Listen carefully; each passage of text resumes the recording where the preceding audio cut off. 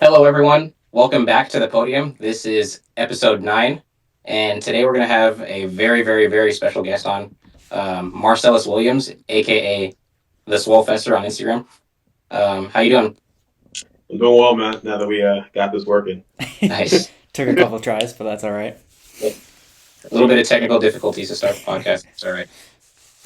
Yeah, joining sound, everything. No, that's all right though. We got it going. All right. So, I think just to kind of start things off, introduce yourself a little. I think most people know who you are, but just a little brief introduction. Yeah. So my name's Marcellus Williams. As you guys said, known as the Swolefester on Instagram, YouTube. I'm a full-time powerlifting coach. I coach at both the local, national, and international and world level. Also, one of the part-time owners of the Powerlifting Now subscription service, and I am a 74 slash light 83 kg powerlifter as well. That's that's one thing I like is you kind of. I don't know many other coaches that also compete at least as frequently as you do, which Yeah. that's one thing I like. Um, Yeah, yeah. I try to compete at least twice a year. This upcoming year might be just once, depending on timeline and scheduling. Just with all the traveling for different stuff, so a lot of the travel being out the country this time with like Sheffield Worlds and World Games. But yeah, I'm big on. I like to practice what I preach. You know what I mean? yeah, Like not to say a good coach if you don't still compete, but I just feel like sometimes people get a little bit out of touch. Like it's a lot easier for me to tell you, hey man, I know it sucks to fail a lift when you know that I'm not BSing you. Like I actually know. You know what I mean? Yeah. yeah, for Yeah. sure. Um, so how'd you kind of get into the sport of powerlifting? I'm assuming you got in as a lifter first before coach. Yeah. But kind of just what was the start? How'd you learn about the sport? How'd you get into it? And Yeah, so it's funny because the style I'm actually wearing like the UNT powerlifting shirt right now. I graduated from University of North Texas in 2016, and 2015 is when I got involved in powerlifting. Like in high school, I got sort of introduced to it because I would like work out with the football team and stuff like that. And they were like, "Hey man, like you're really strong for your weight." I was like maybe like 130, 140 pounds and could bench 300 or whatever. And they're like, "Oh, she's gonna powerlift." I'm like, "Oh, what's that?" And they're like, "Oh, you bench, squat, deadlift." I didn't know what deadlifts were at that time. I knew what bench and squat was, but I didn't really know what deadlifts were. Like, and you put a total together. I'm like, oh, okay, that sounds fun. Yeah, let's do it. And I showed her the first practice. Like, here, put this on. It's like a bench shirt because like it's all mm, equipped in high. Hmm. Like 20 minutes to get the thing on, bro. And once I got it on, I was like, I'm not doing this shit. I'll do, but I'm not doing it. So after that, powerlifting wasn't anywhere in my mind, like at all. Because I've been, I love working out in general. I've been doing like calisthenic stuff since I was like from like age 11 to 17. Started lifting weights at age 17, but I had no interest in it at all. And then my junior year of college, I transferred to UNT, and there's a dude named Eddie and another dude named Taskin, and I always saw them squatting and deadlifting, and they were like really strong, especially like for their like, relative for their body weight, especially for back then because the numbers were so different compared to today. And I went up to them one time. I was like, "Yo, like y'all are like really strong on squat and deadlift. Can you like tell me like how you go about your programming?" Because I was just into like lifting, period, like looking up programs, trying different programs, stuff like that. And they're like, yeah, we'll help you if you help us with our bench. And I'm like, okay, yeah, that's a bet. And then they kind of asked me if I was interested in powerlifting, and I was like, not at all, not really, because of the whole equip thing. But then they told me that was raw. Like, oh no, man, you just wear a belt and sleeves. Like that's it. You don't wear like the bench shirt and all that kind of stuff. So that was like, gosh, maybe that was I want to say that was like September of 2015 when I got involved with it with the student organization. Like we made a student organization, and I did my first meet like 2 months after that, November 2015. So Damn. that's how I got involved in powerlifting. And even then, it wasn't like something I was super invested in. Like I would do meets with the team, but outside of that, I was doing whatever for training. I was still just working out normally. It wasn't really powerlifting specific or focus. I really didn't start focusing my training really towards powerlifting specifically, like the way I really should, until like about like 2018. I would just train however, and then you know, 8 weeks out, get on a random like powerlifting peaking program, and then go do meets with the team and stuff like that. But that's how I got into it. Was in college. wow, that's something I always kind of wish I had was the like school team aspect of it. Um, where I went to high school, There was no powerlifting. College now, there's no powerlifting. I remember actually in high school, I didn't even know what powerlifting was. There was Yeah. only one other guy in high school that I knew powerlifted, and we were trying to start a team. And I remember my friends were trying to recruit him to the team, and my ego got in the way. I didn't want him recruited because he was better than me, and he was squatting like 315. He was benching like 225, and I didn't want him a part of the team because I thought I'd never get as strong as him. So That's so your numbers are now. yeah, yeah, yeah. But yeah, no, man. I mean, it was cool. It was like a handful of us that started as a student organization. We had to pay for everything out of our own pockets. But at this point now, like today, it's an official like sports club for UNT. They get like taken care of financially, all that kind of stuff. So it's really cool to see like where it started, where it's at now. And at one point, I even came back like after graduating and coached the UNT powerlifting team for a little bit. So it's kind of cool to like see that come full circle. That is cool. Asante, did you or Noah powerlift in high school, or did you both start after high school? I like started like. Sorry, go ahead. I started after. It was like a year after high school. My first meet was the meet that you did on 9/11, Austin. Oh yeah, yeah. That was my very first meet. Yeah. Heard that. Yeah. Um, I I started working with Big Body like maybe it was like 2 months before I graduated, so like not really. I wouldn't say that I powerlifted in high school. Okay. It was like right on that tail end, Yeah, I never. and then I did my first meet like shortly after graduating in July. Okay. Yeah, I never knew your guys' timeline, but Yeah, yeah, that's Honestly, kind of cool.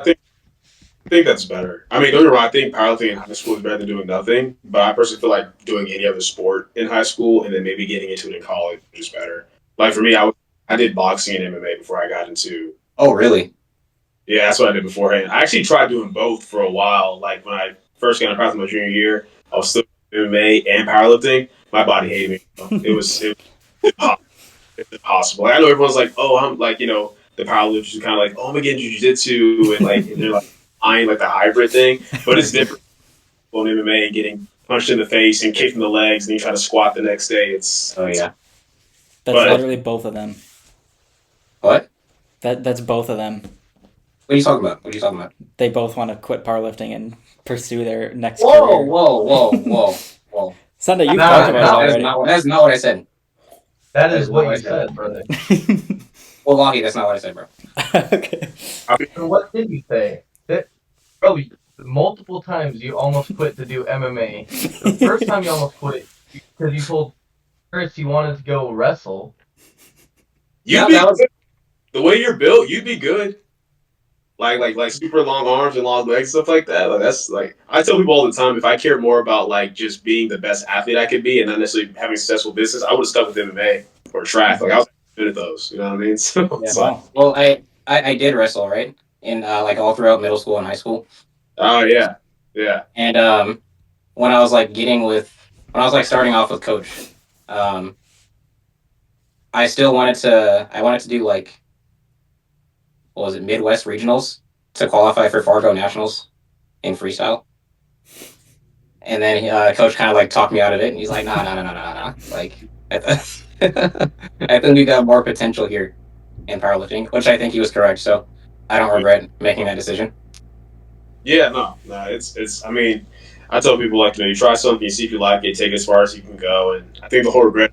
Oh, if I would have done this instead, it's like I mean, you can't do anything about that, so why even dwell on it, right? I don't have any regret, even though like out of every physical endeavor I've done, powerlifting is probably the one I'm actually objectively the worst at compared to all the other ones.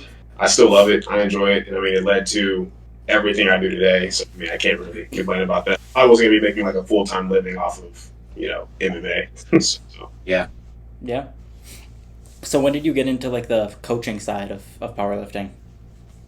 So I started personal training, in like around it was like mid 2015 or early 2016. I want to say is when I started personal training, and I was already doing a lot of that, like the personal training, the strength training, and then of course with being on the powerlifting team, those of us who had more experience just lifting period or a little bit stronger were kind of helping the other people out.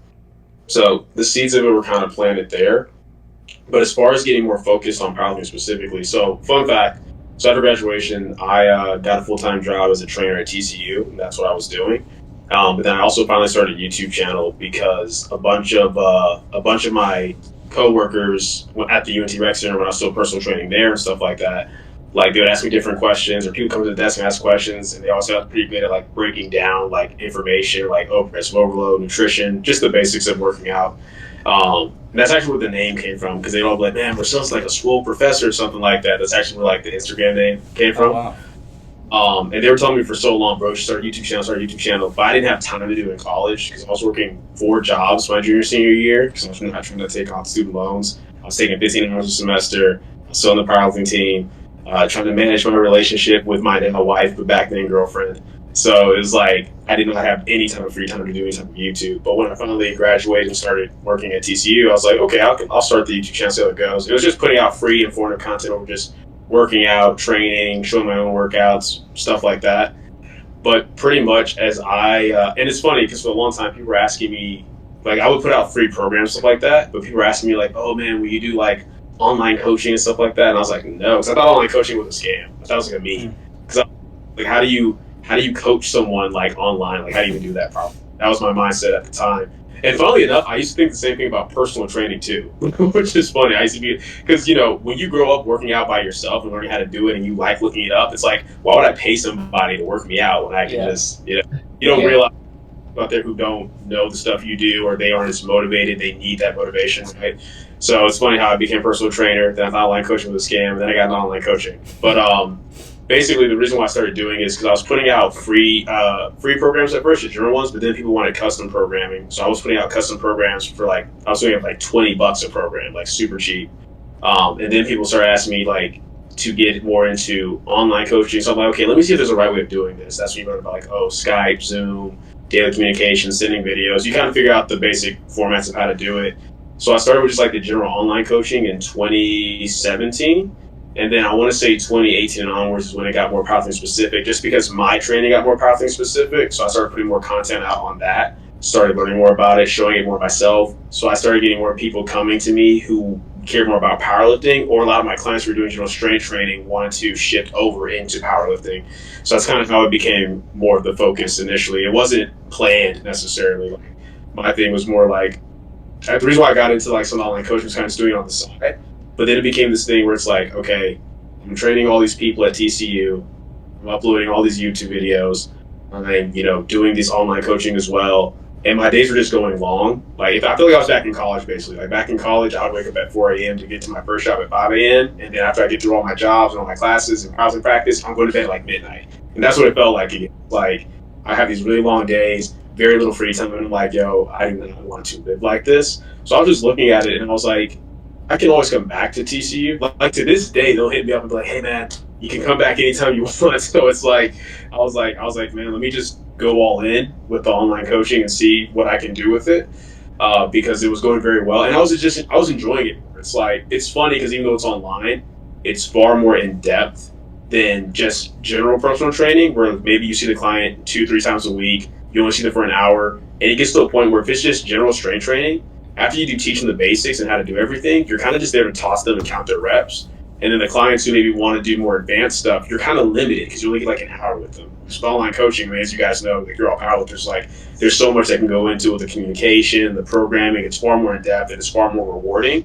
So it was one of those things where I prayed about it and I was like, Lord, if I can do this, just give me a piece about it. And I felt a piece about it, so I went all in with it, and it's been going great ever since. Obviously, obviously it's grown over time to where it's at now, but yeah, that's kind of how I got into it. Literally just because of YouTube. Like I always tell people all the time, if I hadn't started the YouTube channel, none of what I'm doing now would even be a thing, because that's where so much of my clientele was coming from originally. It was like YouTube, and of course word of mouth and the local scene, but a lot of it was just YouTube, because I feel like it allowed me to show that, hey, I know what I'm talking about, but also I practice what I preach. So yeah, that makes sense. That's awesome. Yeah. Was your YouTube more like informational stuff at first, or was it like you training? It was a combination of both, but it's definitely mostly like most of the videos would just be like breaking down a topic or breaking down myths of a topic. Like, hey, a lot of you think this is the case, but this is what the research actually shows, and here's how to apply the research. Like, that's the whole thing, the whole simple, specific, scientific. That was my whole motto with it. Because basically, for me, what I didn't like was there used to be a lot of good YouTube content when I was like in high school and college for fitness, at least in my opinion. But a lot of people that putting out good content, they either got really repetitive, or they kept going with the same thing over and over, or they stopped going over fitness in general and just started showing like what cars they drive. And I'm like, I could not. Yeah. So I pretty much wanted to fill the gap of what I enjoyed. So I made sure my content in some way or another was always focused on that. Like either just be informative, where it's teaching someone how to do something, or like explaining a topic, or educational, showing how to do it. Or if it's a training video, it needs to be me showing them not just my workout, but hey, here's what I'm doing and here's why I'm doing it. So a lot of it was like a lot of just general information over hypertrophy, nutrition, strength training, different programming stuff. That's what it was for like the longest time. Wow. Do you do any in-person training anymore, or is that only online? No, the closest I get to in-person training is like, I have clients that obviously my clients that like work at the same gym, and we'll do stuff in person there. But yeah, I haven't done like any official in-person training in a very, very long time. I am grateful for it. I feel like it's like me and Steve know talk this all the time. It's a huge advantage if you do in-person training first, because teaching technique and learning how to cue people and stuff online is way easier that way. And also, you just learn how to like be personable and how to run a business. I think there's a lot of just where, okay, you're smart enough to do this and you're passionate, you have good knowledge, but you don't know how to like run a business. Like you're all over the place type of deal. You know what I mean? So yeah.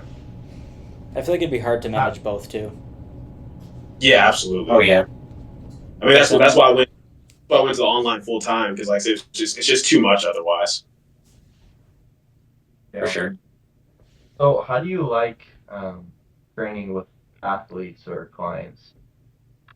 I guess like do you mind, like, I know some coaches, they don't like to go to the gym at certain times because they know their athletes will just bombard them with questions, right? So I guess how do you feel about coaching or training around your own athletes? I'm the exact opposite, bro. I'll literally like through the weekdays, we kind of all have different schedules, but literally every Saturday we're hitting each other up like, hey, what time we go to the gym on Saturday so we can all meet and train together. I think for me, it's a little bit different because they even though they're coach, they still respect me as a lifter. Like they know like, hey, my AirPods are in, I'm warming up, I'm in the zone. They know to just let me do my thing, and they can hit me up when I'm done with the set or when I'm on back downs. And if I'm not in the zone like that, they can come up and ask me whatever. So I enjoy it. It's fun. It's like there's a lot of stuff you can kind of tweak. That's just easier to tweak in person sometimes. And then we hype each other up like for our top sets and stuff like that. I mean, most of the time when you guys see me having like a heavy week 4 squat or whatever, like, or training with people, like those are my clients that are like spotting me that I'm with. So I personally love it. Yeah, that sounds great. Yeah. I think it's just about setting boundaries. I think some coaches are like afraid to do that. It's like, it's okay to tell your clients, hey, you're an online client, so we're in person. I'm down to help you. But if you see me like warming up or focusing in, just, let me do that first, and then we can talk. And my clients are very respectful when it comes to that. That's awesome. Makes sense. Yeah, that's good. How Gotta have nice balance. Yeah. I there's definitely a couple times where I have been at the gym and there's people that, like a while ago, I would write programs for them and they'd ask me a bunch of questions, and at first kind of had to tell them, like, when I'm in the middle of a set, don't come up to me asking what you're supposed to do, because I'm trying to focus on my own stuff. But that was also back in like high school when none of us even knew how to work out anyways. So Yeah. but yeah. No, that's cool. It kind of helps though. It's kind of easy for me because it's like nobody wants to approach me when I'm getting ready for a squat anyway. I look very like angry anyway, so it makes it easy. Maybe that's what I have to do. Start getting angry. Honestly, bro, like put your headphones in, just look down. Don't talk to nobody. Don't distance, bro. It's just you and the weight. Austin, I don't think you're capable of doing that. You're just I was about to you're say too that. chill of a guy, man. Yeah. You're too approachable. Yeah. I can't imagine getting angry for a lift anyways. Yeah. I feel can't weird. imagine you getting angry, period. Yeah, no.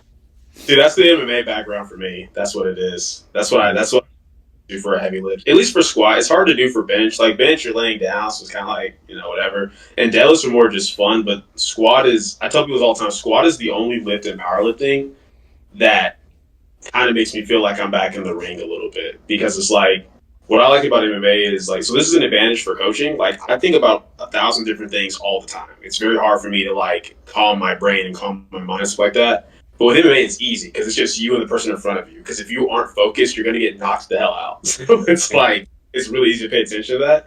And a heavy squat makes you feel the same way because it's like there's all this weight on your back. You can't be distracted or paying attention to anything else. So that's why I kind of tap into that. Yeah, that's smart. I feel the same way. It's like squat is like the. This is like a little dramatic, but like squat is like the one lift where I like feel like my life is in danger at times. It's like if something goes wrong, I could actually die here. Yeah. Yeah. I gotta lock in. That's true, actually. That's true. Yeah, no, it's Deadlift, fast. you Like, just like drop it. deadlift, you just put it down. Bench, usually you can either roll it off or you have a spotter. But with squats, I mean, we've literally seen squats where people have spotters and it still isn't enough. So it's like, so yeah. Yeah. Yeah, that's true. So how important do you think having a coach in powerlifting is? We've asked this question to other people before, and there's different opinions of the people on this podcast. So how important would you say it is to have a coach? Depends on if your coach is good. That's true. Just being real, because like, I think a good coach is like, you can't replace that. You know what I mean? I think you can go such a long way.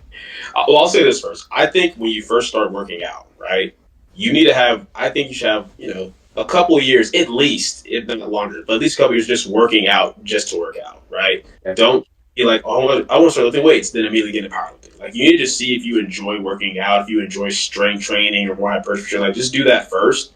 Do some, like, random programs and kind of get a feel for things yourself. So that way you can be more kinesthetically aware, you know what I'm saying? Because that's going to be useful when you go to a coach, right? But I do think the moment you decide, like, hey, I really want to get into powerlifting, because some people will say, like, some people, and both work, if we're being honest, like, there's no right or wrong answer. Some people say, hey, when you first get into powerlifting, just get on some free programs, run that, milk that for as long as you can, and then get a coach, right? And I think that's valid. There's other people who say, no, don't even waste time, man. If you know you have potential, get a coach immediately, and then go with that, right? I think there's pros and cons to both. I think the pro of doing the program thing and running some programs that milk can get as for as long as you can is, one, you're going to save money, right? Let's just put that out there. Two, you're going to gather training data on yourself, and I think that's really useful because you can kind of have a background, have a little more information to bring to your coach that you start with. But on the flip side of that, you might also potentially risk running a program that you don't respond well to. You might not make progress. You might get hurt, right? And that can stall you out longer than what you would expect, when it should be like some of the best training of your life because you just got started, right? Because as much as there's good information out there, there's a lot of bad information as well. So having a coach from the jump can really help you to navigate that a lot better.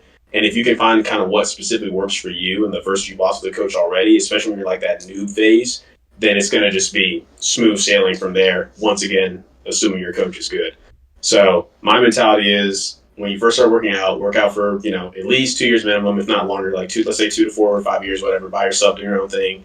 But the moment you decide, like, okay, I want to really start taking powerlifting seriously and I want to, like, ascend, that's when you should get a coach. Like, I like using Bob as an example all the time. So a lot of people don't know this. So Bob actually reached out to me for coaching a full year before he actually started. So basically, he he was doing his own thing. Before he was doing like all the like crazy circus type stuff, right? But then he started he was just doing his own thing. But he's making progress consistently.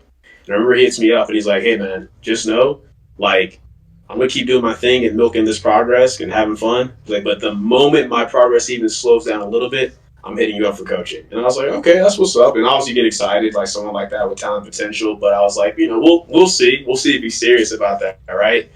And then I'll never forget it. It was a day, I don't remember what the weight was, but he was squatting something, and he got about halfway up, and he failed, and he posted that. And I kid y'all not, like 10, 15 minutes later, he's in my DMs, "Hey, man, when do we get started?" So it's like, I feel like that's how you go. But like, he he did his own thing for a while as long as it was working. But then once it stopped, he didn't try to figure it out or try to do something else. He was like, all right, let's go to a coach. And since then, it's just been such consistent progress because you're not having to figure things out by yourself. You know what I mean?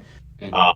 Even we had brief moments of like maybe progress not being as fast or whatever, we can quickly tinker with it and figure it out. So that's my mentality. I think if you're gonna, I mean, let's be real, bro. In what other sport that you take seriously do you not have a coach? You have That's a right. coach, coach in basketball. You have a coach in MMA. You have a coach in track. Like nobody is out there self coaching themselves to the highest level of anything. So I feel like if you're gonna take it seriously and put the time into it, get a coach. Just make sure it's a decent coach. For sure. Yeah, I never really thought about it that way. So I think I I guess kind of agree with everything that you said. I had like a very similar approach where I trained for like 3.5, 4 years by myself, just kind of doing whatever the hell I wanted and seeing what worked, seeing what didn't. Built up like a decent base, and then I reached out to a coach, and then that kind of took my lifting to the next level. Yeah, Mhm. yeah. Alright. That is good to have that because I think the 2 to 4 years of doing your own thing before you really start specializing will let you know if you even like powerlifting enough to get a coach or if you even got the potential. Because let's be real, if you're somewhere like, this is just like a hobby, I just like having something to work towards for fun. Okay, you may not necessarily need a coach then, right? If you're content with your progress, that's fine. But I think that's what the first few years kind of lets you know. Yeah. Yeah, I agree. I definitely am like grateful that I did my first couple years without a coach. I can't imagine having a like I love Big Body, but if I had him as my coach like the first time I stepped into a gym, I would probably never step into a gym again because I was not that serious. Like Yeah, yeah, if exactly, him being how exactly. like passionate he is in it and me just Yeah, having fun with it, I probably would have quit instantly. Damn. yeah. Yeah. No, it makes sense, man. Like I said, I started powerlifting as far as competing in 2015, but I didn't start taking it seriously and get a coach until 2018 Yeah. because it's like I wanted to work out and do my own thing the way I wanted to do it. So, but the moment I was like, okay, I got to start taking this seriously, is when I got a coach. So, and it's funny because what made, funny enough, a person who's a client now, one of my longest term client, is the one that made me realize that I want to start taking it seriously because my first meet in 2015, I won that local meet. I did another one in 2016. I won that. I did one early 2017. I won that. And then this was later in 2017, and I competed with Michael C, who's my client now, right? And at like the Europe Expo, like a few months before then, and went up against him, and I lost to him. I got second, and that's when I was like, "I screw this. I need to get exposed. I'm not. I'm not. I don't like the way that feels." So yeah. Yeah, that's crazy. Noah, anything to say about the coach? uh yeah, I was just gonna ask, how do you vet? How would you go about vetting a good coach? Because I think to see progress, you need to be with a coach for a handful of months, right? You can't Yeah. just go in with a coach and have one, two, three blocks and understand, oh yeah, this is working. So Sure. how would you go about vetting it for younger people that are maybe looking into it? Because that's a tough question because there's so many different coaches out there, you Yeah. know? Yeah, no, absolutely. So there's a few things that I think we have to. Oh, sorry, give me 1 second. Yeah, so the first thing is Sean Noriega put a video out I think at this point 2 or 3 years ago over like how to pick a proper coach or whatever, and I thought that was a really good video. And then I also put a video out over like the standards you should expect from your coach, like the bare minimum.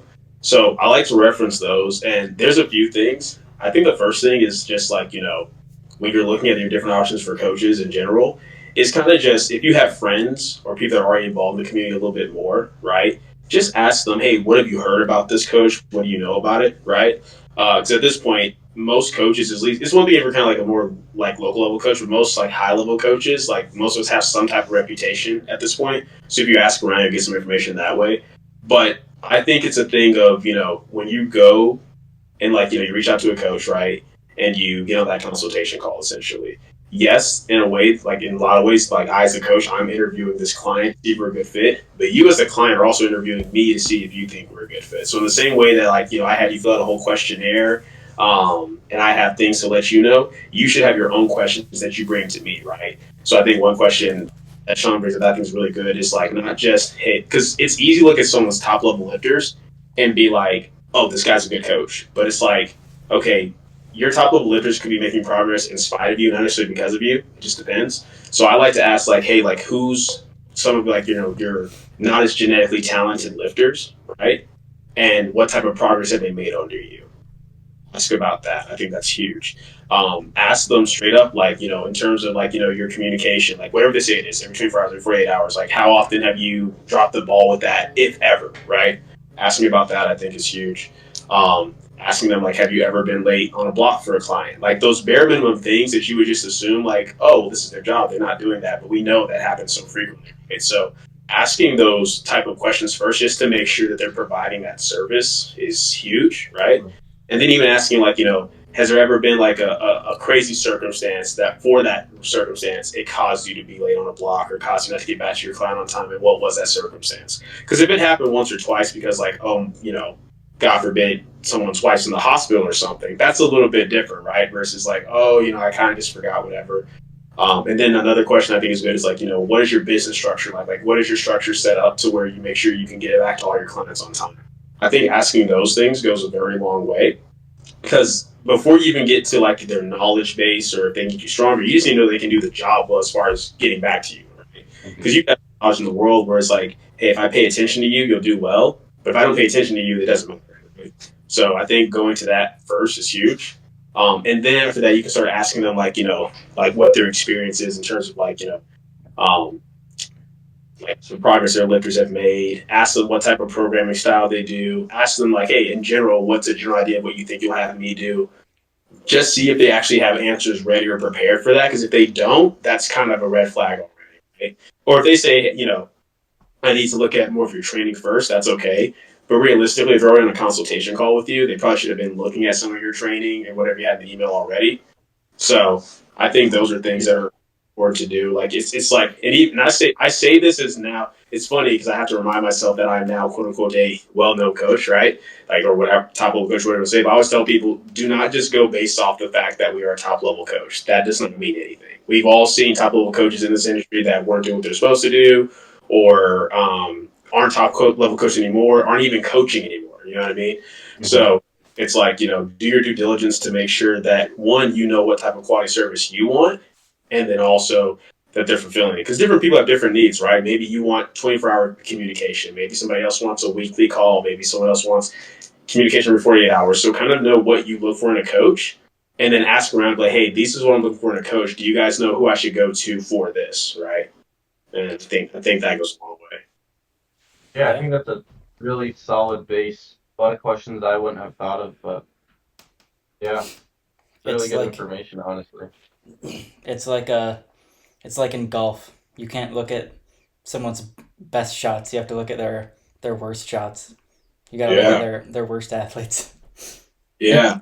Or even if you look at their best athletes, I always tell people like, because this is what's hard for me. I said, don't just look at like how strong their top level lifter is. Look at how strong their top level lifter was before they came to them and where they're at.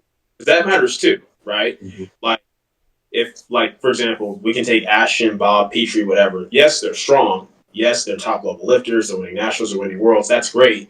But to me, I think what matters more is, have they made objective progress under me, like with their totals? Like, are their totals increasing year after year despite crazy circumstances, whatever? And if the total slows somewhere, can you provide a valid explanation or a reason as to why, right? Like, oh, they were injured, or hey, they're doing life stuff, like, because that matters too. Because at the end of the day, like, I always tell people, look, genetically speaking, your potential in these sports are set the day you're born. And obviously, like, what environment you're in can show, like, how you express some of those genes. But our job as coaches is to help you maximize whatever your potential is, right? Like Ashton's going to be strong no matter what. Bob's going to be strong no matter what. So they're not coming to me to just be strong. They're coming to me to be the best version of themselves they can be. Right? Mm-hmm. And what I think matters too, because obviously if you have someone who's not genetically inclined, maybe they're not a world champion, but if you're like, hey, we've put 300 pounds on this person's total, that's valid for something. You know what I mean? That Whereas you have someone like, oh, he's world champion, yeah, but their total's been the same for like 3-4 years. And it's like, okay, that just means he's that much better than everybody else by default, right?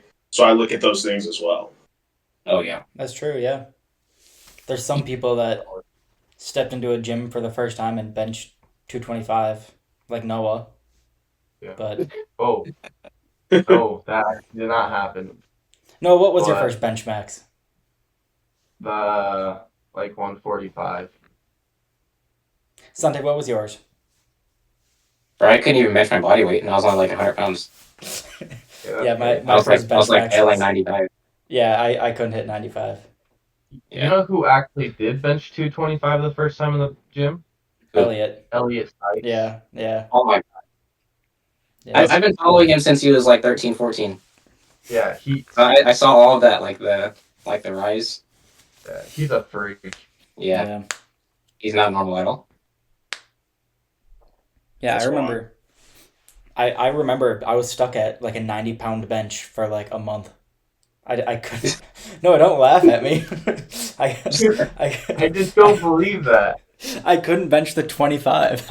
I couldn't do it. Wait, how old were you when you started? Uh, 13? Probably 14. Same. October Okay, that's 2018. valid. That's See. valid then, yeah. Yeah, I was gonna say you all started lifting like younger than what I did. Like I started lifting actual weights, not just calisthenics at 17. But the first time I bench pressed, I maxed out at 205. But keep in mind, like that's because at age 11 I was doing push-ups, dips, pull-ups, all that type of stuff. So even though I never lifted actual weights at 17, I had a good amount of muscle mass on my chest already. Yeah. But it was funny. I started at 205, and my bench was progressing super, super fast. And then I got stalled at 295 for the longest time, and I couldn't figure out why. But it's because I was doing like full body training where I was doing a bunch of moves in the same day. And whenever I would find a new movement, instead of replacing it with something like, oh, I'm gonna replace this chest press, this chest press, I would just add it in. So I was literally, Christ. I was doing like 5 to 6 chest movements, 5 to 6 leg movements, 5 to 6 back movements, all in the. And I had a friend named Clayton, and I was like, man, I keep getting stuck at 295. We're trying to max out. And he's like, Marcellus, have you ever just tried like doing less chest stuff? And I was like, well, why would I do that? He's like, well, maybe just doing too much and you don't have enough energy for like the bench press. I'm like, but I bench first. He's like, well, yeah, but like just collectively. And I was like, all right, whatever, I'll try it. So I kid you not, a week, I just pulled some stuff out and then I benched 305 the following week. It was That's so crazy. stupid. So stupid. Wow. I used to do the same thing. Full body every day. Yeah. Full body? I don't think I've ever done a full body workout before.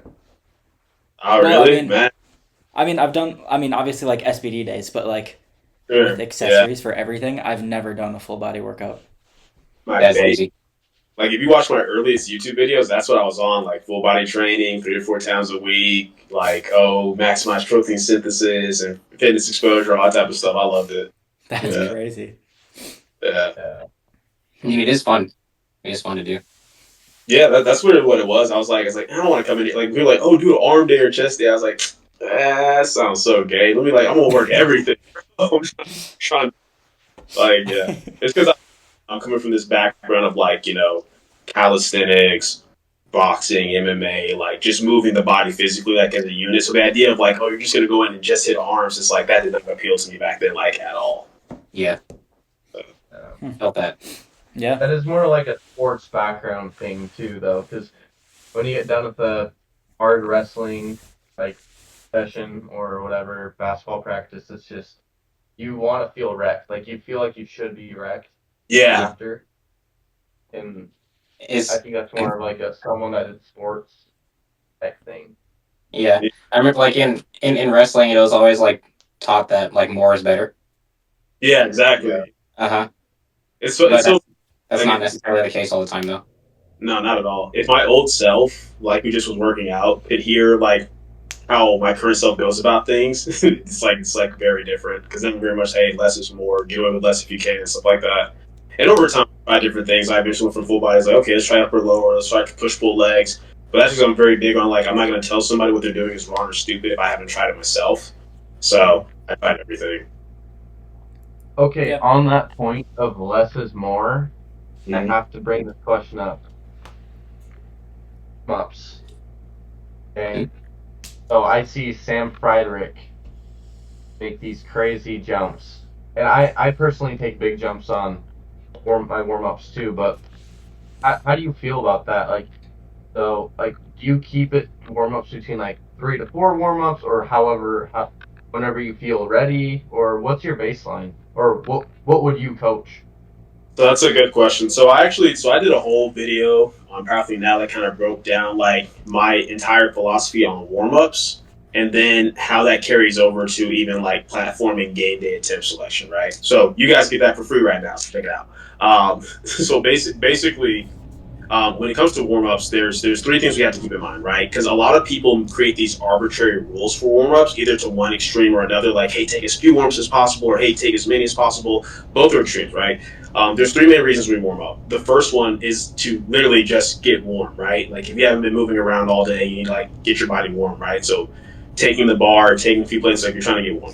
The second one is to actually get skill practice, like actually get a groove and practice the movement before you get to your heavier top set, right? So you want to be prepared for that movement.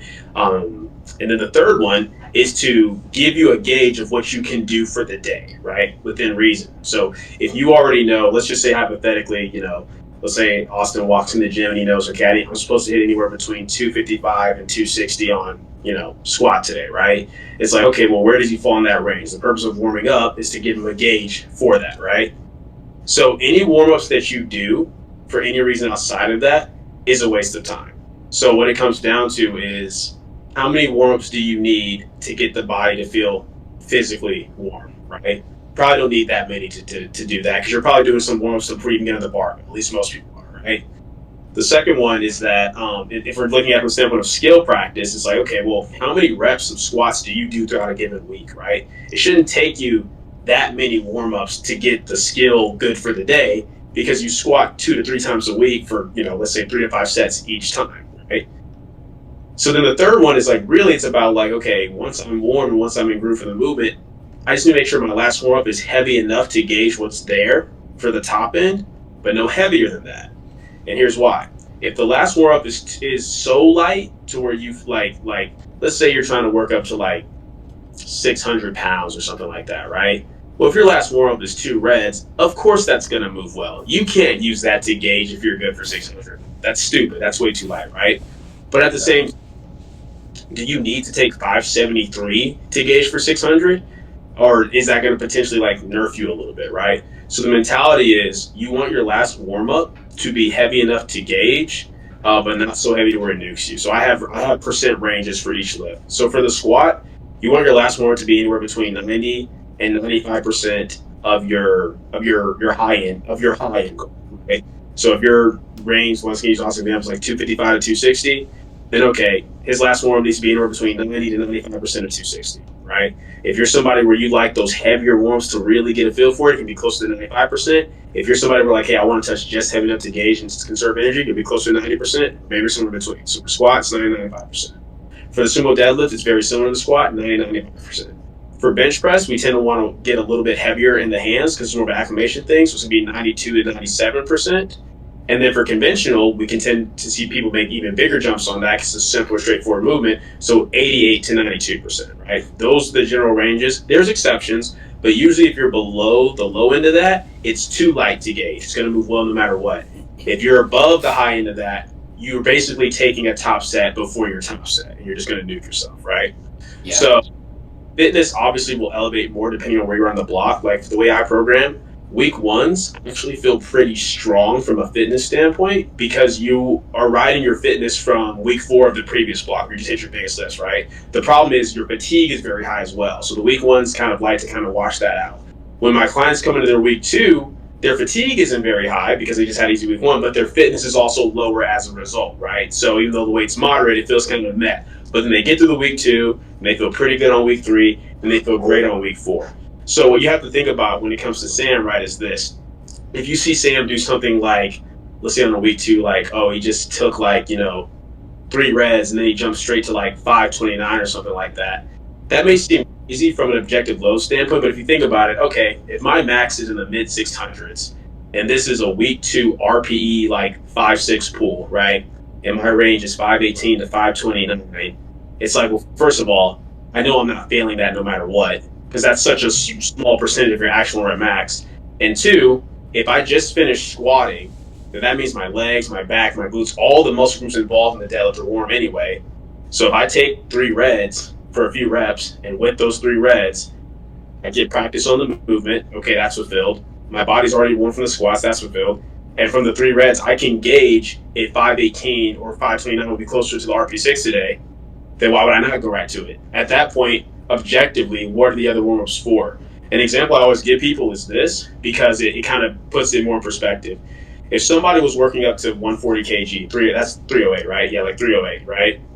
Mhm. If some, then if they were to do like, okay, I'm gonna take the bar, 1 red, red blue, 2 reds, um, 2 reds and a white, so 130, and then go to 140, right? So that's 5 warms before the top set. Nobody's gonna think that's crazy. That sounds very reasonable, right?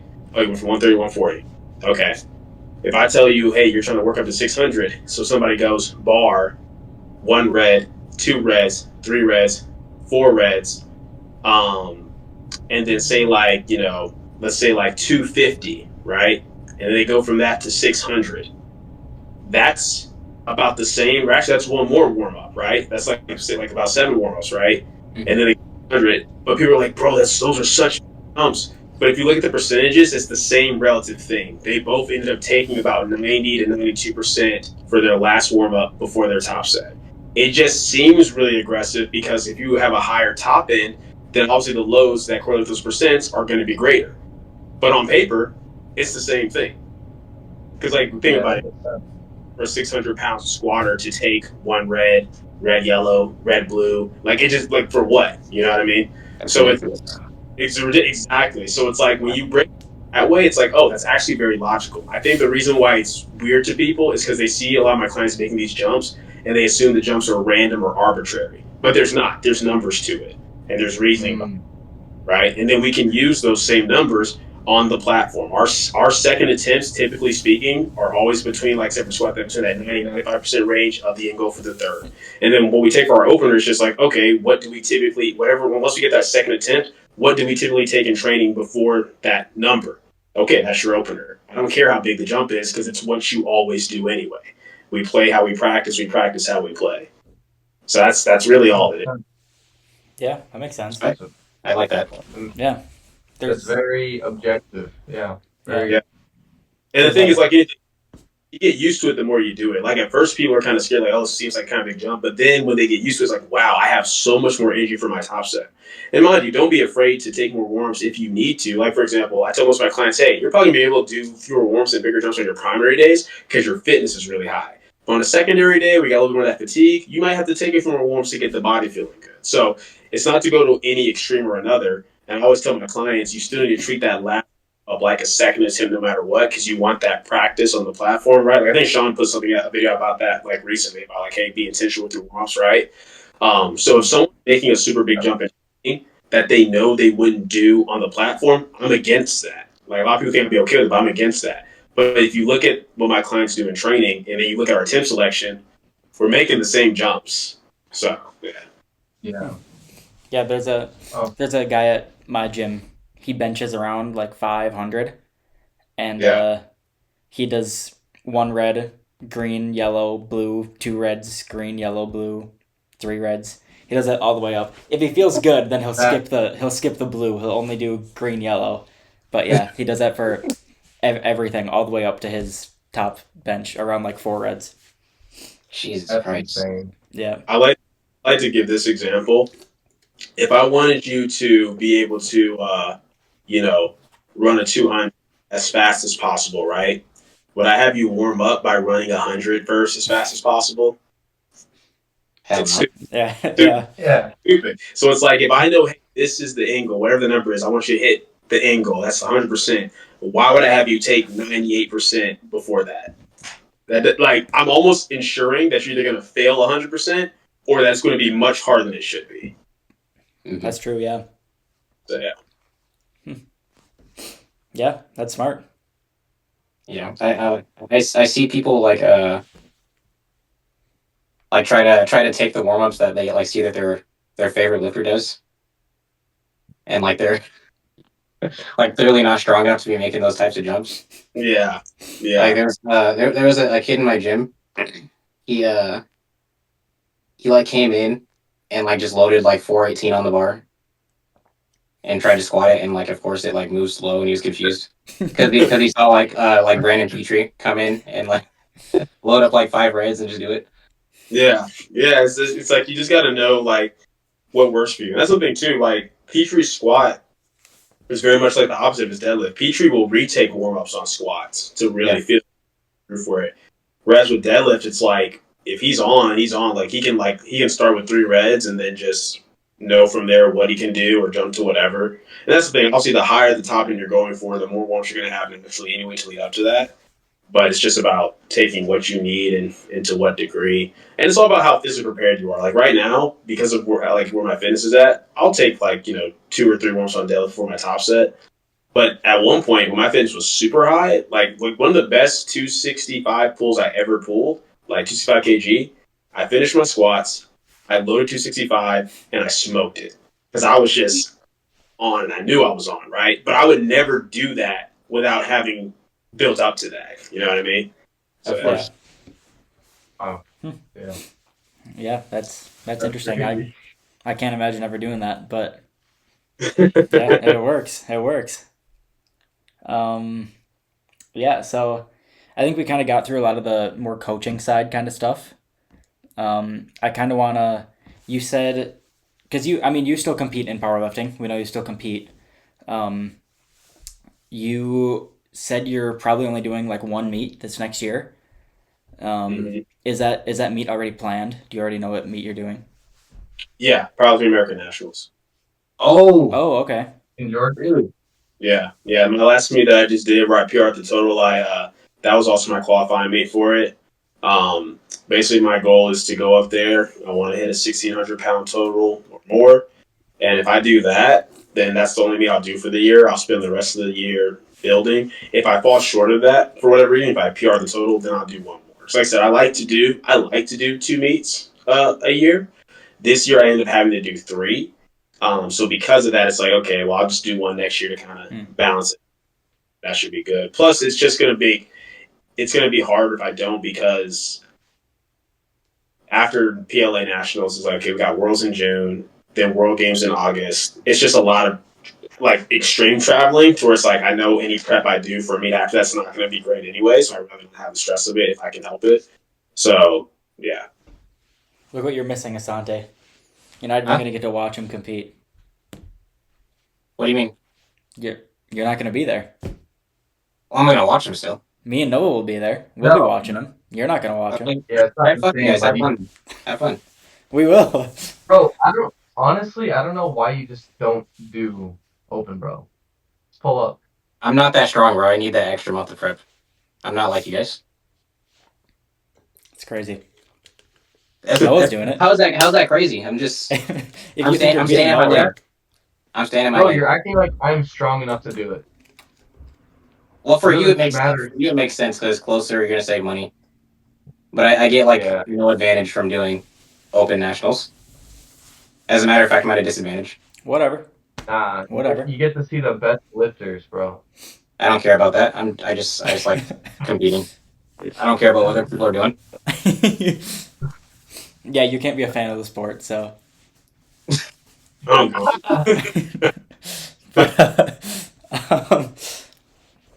you kind of brought up the schedule for next year, like with there's Sheffield, there's Nats, there's World Games. Is next year the year that they're doing 2 Sheffields? yes, Okay, that's what I thought. Yeah, so I mean there's Sheffield, there's Nationals, then there's like the Raleigh meet too. yeah, World Games, Sheffield again. It's gonna be yeah, like for a competitor, like a open competitor, that's gonna be hard, I'm sure. But yeah, I know yeah. Steve talked about how you're gonna have to prioritize what meets you actually focus on. Um, Yeah. but I mean, from like a viewer standpoint, this is gonna be great. I'm excited. Yeah. I mean, everyone's kind of talked about what meets they're like at this point, Bob, he's doing Sheffield, already, made that clear. Mhm. He might not even do PLA nationals. He might skip out on nationals, skip out on worlds, and just purely focus on just having the biggest performance at world. So we'll see. Yeah. Dang. Please make him sign up for nationals. I want to see him so bad. I want to watch Bob so bad. No, I understand. No, I always tell people, man, like, hey, I don't make my clients do anything. My job as the coach is to be like, okay, what are your goals? Okay, here's your options. Here's the pros and cons. Whatever they choose, that's what I support. So, Can I Bob say drops out and I something? drop out. what's up? When I found out that he like wasn't doing Sheffield, I was like genuinely saddened. Like it ruined my whole mood. Yeah. It's like, bro, what the fuck are you doing? What are you I- doing? I was happy. I was happy because then I get to see him compete in person at Powerlifting Market Nationals. But then you might not even do that. Yeah, that I'm dropping out if that happens. Just kidding. But we'll see. But yeah, no, it's one of those things where like it's one thing if a client tells me, oh, I don't want to do something anymore. I'll always evaluate. Okay, well, why? I want to make sure you're not just quitting on yourself. But if they give me good sound reasons and logic behind what they want to do, it's like, all right, bet. Like that's my thing. And I think especially at this level of coaching, it's very important. 'Cause I think I've had some clients come to me from other coaches where they almost felt pressured by their coach, like, oh, because I'm this strong or I'm this rank, like, they kind of made, oh, I have to do this meet or I have to do this meet. And I'm like, bro, you're not a trophy horse to put on display on the platform. Like, this is your life, your energy, your money. You're paying me to set you up for your goals. I literally say this on consultation calls, like to give them an example where I'm like, look, if Ashton or Bob or Petrie or Mari, if they tell me, hey man, I want to take this next year just to have a nice long off season I want to go on the platform, it's like, okay, that's fine. It's like, yeah, I mean that's the best way to do it. yeah, it's how it should be. Yeah, I mean, think about it. It's like in what world are you paying a coach to help you support your goals? When your coach is like, oh, you have to do this meet. It's like, what? I don't have to. I'm a grown man. yeah. You don't pay a coach to set your goals for you. Exactly. Yeah, that's true. That's true. Yeah. No, I'm excited for nationals, especially just to watch it. I think Bob is just very like a long-term focused, it seems. He doesn't really care about just the short-term kind of things. He just wants to be as strong as possible. So whatever gets him there, he'll do. Yeah, always looking at the bigger picture. Yeah. Exactly. I mean, this is the most time we've had to just build because it's been like, I mean, when the Pro Series started, it's like, okay, Pro Series meet, Nationals, Pro Series meet, all kinds of stuff. Then we go into PLA, it's like, okay, qualifying meet, PLA Nationals, Worlds. It's just, back to back. So it's like to finally have that breathing room to just build the way he wants, keep getting heavier, keep getting stronger. That's why I was talking like above all else, more than like titles or money changing. What Bob wants is to be the biggest, strongest version of himself he can be. Like he is a true power lifter in that sense. Like it's like the essence of what the sport is about. Like I want to be big, I want to be strong, and I want to put that on the platform. So I mean, I can't hear that and be like, oh no, man, I think we should do like that gets me fired up. I'm like, I'm with it. Let's do it. Let's stay in the lab and build until it's time. So yeah. Yeah, it makes sense. As sad as it is, but that's fine. Hey man, there's gonna be a lot of heat to watch regardless, man. I mean, Oh yeah, the 83s alone are gonna be like that's gonna be insane. It's gonna be a really tight match. Yeah, that's kind of why I'm so excited for Sheffield to be moved to the end of the year. Is now people I'm assuming are gonna have to do nationals. I'm assuming Sheffield totals won't qualify for Worlds. Yes. So yeah, just having everyone back at nationals is gonna be. I never really experienced a true Raw Nationals, so I'm excited to see what it's like with everyone there. It'll be cool. I'm glad they're doing that, honestly. Like, yeah, I don't like that. I mean, I get it. I understand like why it's an exception right now because of how close it is. I don't blame people for choosing to do that. Because it's like doing two back-to-back meets like within 2-3 months of each other at that level is crazy. But I'm glad that they're kind of like fixing it because it sucks to be like, oh, I have to just hope this total is good enough to stand against these people who are like at this level. Yeah. No one's at a disadvantage. Like no one's competing after someone else to chip their total or. And I mean even like, you have to do Worlds to get to Sheffield, pretty much. Yeah, So it's not like anyone at Sheffield is going to be affected by it being moved because everyone's on the same playing field. Everyone runs on the same schedule. So exactly. I think it's a great move. Um, has Bob said anything about World Games, like his plans for that? I mean, we're doing that no matter what. Like Oh, okay. that's his main focus is World Games. That would be the main reason why he might skip out on PLA Nats. Is because it's like, okay, if I do PLA Nats and then I do Worlds, then I have to turn right around and do World Games like a couple months later. Versus if I just keep building all the way to World Games, like what can I do then? So That makes sense. that's a big I thing for him. I don't know. I was looking at the like the roster for World Games, and I think they expanded it unless they add like reserves to it. Um, I saw Joe Jordan posted actually that he is like going to World Games now. Even though he got I think fifth place. I think there's because Joe Jordan's still with Virgin Islands, right? Yeah. I'm Yeah. pretty sure one of my clients from the UK was telling me there's certain like meets, special meets in some of these other nations where if you win those meets, you get a World Game spot. So Oh really? I don't know if he did one of those or what the exception would be for him for that, but I know in some nations they do. Like they have one in the UK. I think that's coming up in like 2 or 3 months or something like that. Okay, because yeah, it was like if you podiumed at Worlds, you got World Games spot, and then Mm-hmm. there's two weight classes that are combined for World Games. Mm-hmm. But every weight class now has 8 people, and like the people that got fourth place are now included on the roster. Because like Okay. Kyota from Japan in the 66s, he's on the roster now for World Games too. The 59 still only have 3, but then every other weight class has 4 people now. So I don't know if That, they expanded it, but yeah, that sounds more like an expansion than anything else, but I haven't heard anything about that. I'll have to look into that because that's interesting. I mean, I'm personally fine with it. Just makes it more fun, more interesting. But I would be curious at how they determine to do that. yeah, yeah, I don't know.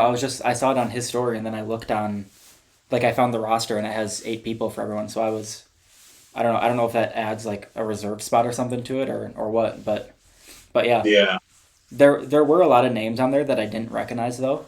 So I wonder if it's not top 4 necessarily, and they just added other people from like the other meets that you were talking about. But I yeah, mean, it makes sense though to have 8 people. I think a 8 person flight would be better than like a 6 person flight. I don't know exactly how they do it for World Games, but I mean, yeah, I don't know. yeah. I mean, I have no idea either. I mean, it's only once every 4 years. And this is my first time like that. I'll be going to it, so we'll see. Yeah, yeah. I don't know.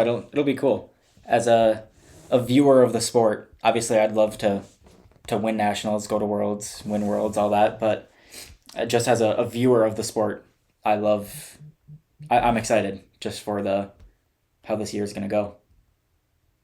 Yeah, no, I feel like 2025 is going to be the best year of powerlifting yet. Which I mean, so far this year's been that. So I mean, I'll Yeah. see what. Just gets Yeah, better and better every year. yeah, Yeah, yeah. I mean, looking at what some of the totals were, like what the best totals were in each weight class in January of this year, and now looking at what they are now, I'm just like, this is absurd.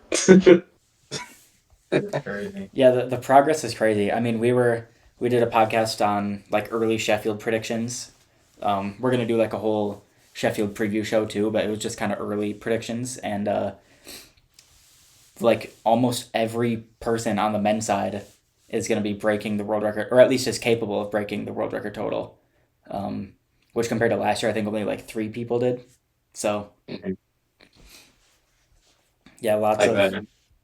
lots of progress. Yeah. Yeah, do you guys have any last questions, or do you want to get into the top 5? I'm I'm good. I think I'm ready to get into the top 5. Yeah. Sante? Oh, I was just gonna mention the 83s real quick. How crazy the progression has been in that weight class. I Yeah, remember like a couple years ago, like 830, 840, like that's where you like wanted to be. And like now, I don't even know if that's gonna be like podium at nationals. yeah, Like Yeah, it's ridiculous yeah. It's how fast things can change in just like a year. Yeah, it's like everything's been building up to this point, and then this year everyone just had like the right stuff click, whether it's programming wise or coaching or moving up a weight class, like whatever it may be. I always tell people like the way I like to word is like Jurans, like it's like because Russ hit that 860, right? So that kind of woke people up to what could happen. Then Jurans beat Russ, and that kind of like unlocks the 83 class because I think all of them are like, oh man, it's possible. So like that unlocked the door, and then Bornstein just kicked the door down, bro. Oh yeah. Like, drive it, man. It's wild. And then Nori's gonna come and break it even further. Right, Asante? No. I'm sorry. I love Noriega, but it's not. Dude, you're a hater, man. I'm not a fucking hater. I'm not a hater. Y'all gotta have Dude, faith. you were hating before his last meet that he just hit. You And were. he went 9 for 9, Mhm. 850, bro. All right. You were hating. He shut me up. He did shut me up a little bit. Y'all gotta remember, man. It's different. You know what I'm saying? It's different now. My man's coming in different everything. Programming different mentality. My man submitted himself to Christ, bro. He can't be stopped. That is fair. Yeah. That's the difference between now and like 2 years ago. That's true. Yeah. 2 years ago. No, it's been cool to tell people I really did get like the best version of Sean to work with for sure. I think in terms of like maturity, like receptiveness, like still giving me the feedback that I need and providing like ideas as needed, but very much he's like, hey man, you drive. Like I'm not gonna reach too deep in the cookie jar. Whatever you tell me to do, I'm gonna do it. And he's been very receptive to everything. It's been great. So Yeah, that's beautiful. Yeah, for sure. All right, we want to get into the top 5. Okay. All right, so every time we have a guest on, we do a top 5. We pick a different subject for you to rank your top 5 of. I think we can do when we had Big Body on, we did top 5 coaches. I mean, it's not very structured. We obviously you didn't prepare anything. It's just kind of off the top of your head. I don't remember with him if we did top 5 coaches ever or top 5 coaches currently, but yeah, we can just do name your top 5 coaches in powerlifting. that's crazy, bro. It's crazier because I'm a coach, so it's like Hey, we did this with Shell in the 66s, and he put himself at number 1. So you can put yourself at number 1. Yeah. That's fine.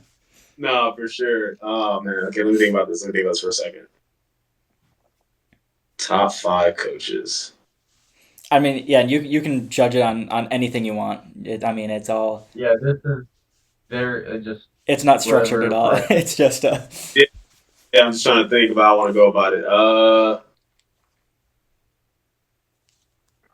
There's so many things I can look at. I can look because like if I look at like titles and accolades, that's one thing. But if I'm looking at like quality of service, that's another. So that's tough. Let me think.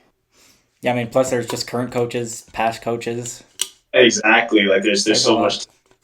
much to look at. We purposely make it hard. Yeah, no, that's good.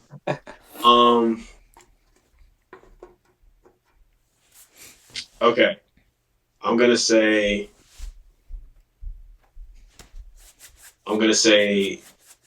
top 5. Say for number 5, I gotta give it to Joey because I think by default he has to be in the top 5 just for the fact of like how successful his athletes have been and how much depth there is to his roster, kind of like throughout the years consistently, right? Mm-hmm. Like so he's got to be in there. Number 4. I'm trying to do current. Number 4, I'm gonna say Sean Noriega. I'll give him number 4, just because of like he's got a lot of young talent pools, right? And he's got some heavy hitters too. But I think the big thing with him is he's somebody where at one point I think would have kept going in a certain direction. He maybe would have like started to like lose people or get people hurt. But I feel like he's really like continues to get better and improve his knowledge. And now you're kind of seeing that reflected with the people he works with. He's got a pretty deep roster as well. Like it's kind of like whenever I think about like, man, who's going to have like what's the next generation going to look like? I tend to think about Nori athletes. So I kind of forgot he was a coach. I always forget he's a coach because I just look at him as like the This lifter. big lift. Yeah. Yeah. No, he does good work. Number 3.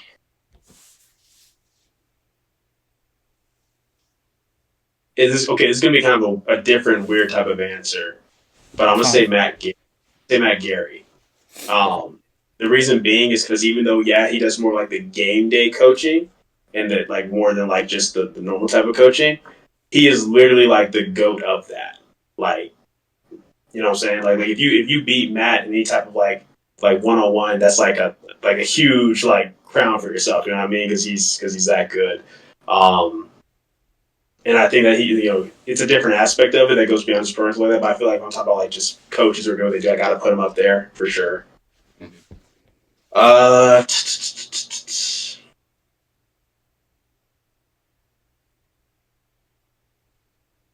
Number 2, I'm gonna say Steve Denovi, just because it's like I feel like in terms of like what I look for in a coach, as far as just everything, like ethics, values, programming knowledge, technique. Like if I take whatever client and give it to this person, do I think they're actually gonna make progress and do better if they do what they said? I'm gonna say Steve for sure. I'm gonna give myself number 1, bro. I'm gonna be honest. Yes. It's only natural. I'm not with the false humility. I'm gonna give myself number 1. I like it. I think there's an argument for that. So It's a good list. Yeah. I mean, you're building a list. you're building a stacked roster right now. I mean, Ash, Bob, Petrie. You have Jamar. He just hit that crazy squat too.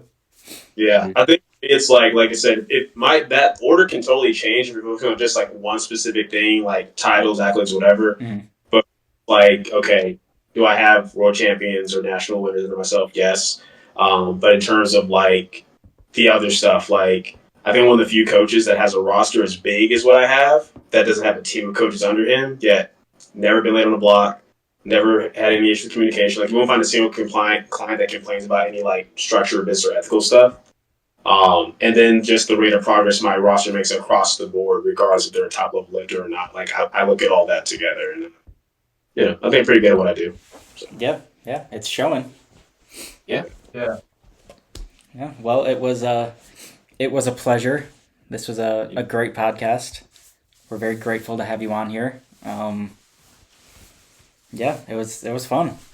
I think this was our best one yet, actually. I think so. Yeah. Yeah, each episode just gets better and better. I think we've just kind of found what we're good at. I think with our other podcasts with other people, it's more just like sitting there asking them questions. But yeah, no, this was good. Yeah, thank you for your time, man. Mm-hmm. No, of course. Appreciate y'all for having me on, and keep doing it, man. Like we need more actual good powerlifting podcasts, and like you just finding what you're good at and then doing that. You don't have to be the next 2 White Lights or King of the Lifts or whatever. Just find what you're good at and keep doing it. So yeah. Thank you. We're trying. Sweet. All right, so we're gonna do the outro now, huh? Yes, Yep. you do. Okay. All right. Thank you guys for tuning in to episode 9 of the Podium. Again, thank you, Marcellus, for giving us your time. We really appreciate this. Tune back in next week. Peace out, guys. Yep. See ya. Sweet.